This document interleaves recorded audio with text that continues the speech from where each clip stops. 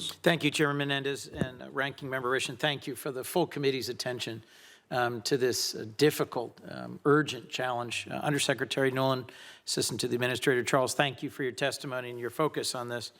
A vast country the size of Alaska with 45 million people that is teetering on the brink of an all-out civil war.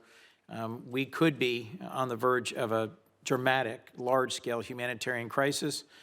Or we could, depending on the outcome of these tense preliminary negotiations in Jeddah, see a turning back towards some hope for stability. As you know, I worked hard with other members of this committee. Senator Van Hollen and I went to Khartoum to meet with the then civilian-led government of Prime Minister Hamdok and to urge General Burhan and others to continue supporting a transition to a civilian government. A subsequent coup and then a very difficult period of negotiations has left us in a place of real, I think, difficulty and desperation. We cannot allow the civilian leadership of the groups that led the brave uprising that overthrew Omar al-Bashir to be shoved aside. And I appreciate, Undersecretary, your early comment that we need a broader process and we need to implement the President's executive order. Help me understand how we will do both of these. How do we engage the civilian leadership and empower them in the next step of this process? And would you welcome legislative action here to give you more tools to target individual sanctions? I respect that the administration took tough actions in terms of suspending bilateral aid, suspending debt relief, and I think that had real impact on leaders. But there are critics who say that in the absence of targeted individual sanctions, there's the continuation of a sense of impunity that in some ways came from Omar al-Bashir never being successfully prosecuted by the ICC and decades of widespread corruption and oppression. So I introduced the Sudan Democracy Act last year to reflect the urgent need to hold these military leaders accountable. Would you support legislation at this point or welcome additional support for sanctions? And how do we broaden this process? Senator Coons, let me first start by thanking you for your indefatigable personal diplomacy on our hardest challenges in Africa, including your willingness with Senator Van Hollen to roll up your sleeves and get to Sudan and talk to the generals.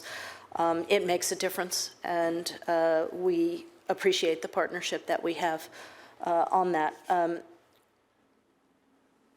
Let me say that we've got to get to a situation where we can engage the civilians again.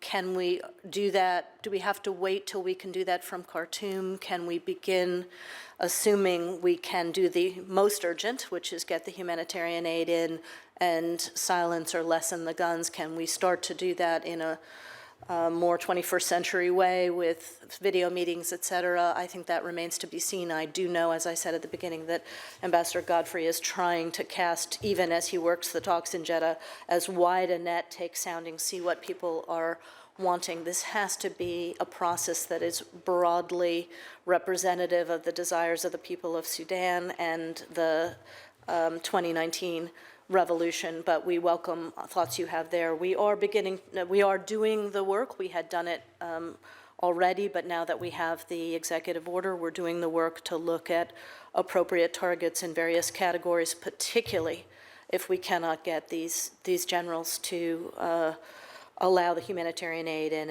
and put their guns down. With regard to legislation, let me get a little bit more information from our negotiators after this round is over and come back to you if we may. We'll look forward to prompt input. Thank you. And I do think, I understand in this moment, focusing on the commanders of these two armed forces that are battling it out literally in the streets of Khartoum. But we have to be able to find a way to include in this conversation not just regional actors, but the Sudanese people themselves and their legitimate leaders. If I might, because I have just a few moments, Assistant to the Administrator Charles, do you have the resources you need? I'm concerned about the looting of humanitarian storehouses, about the deaths of humanitarian workers. Many of your partners, our partners, are still willing to take on this very difficult and dangerous duty. What additional resources and support do you need? And are we doing enough to ask our regional and global partners to also be engaged, given the scale of the humanitarian need in other crises around the region and the world?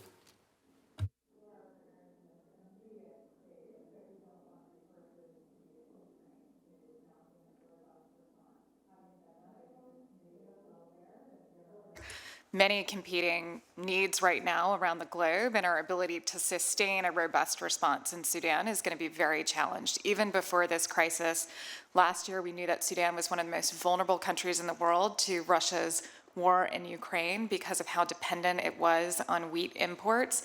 And so we'd already tried to scale up our assistance in Sudan, and it was already going to be hard to sustain that this year given competing demands. So we're definitely pressing other donors. We were pleased to see the Saudis announce $100 million last week, but we want to see that delivered to partners that can actually deliver on the ground.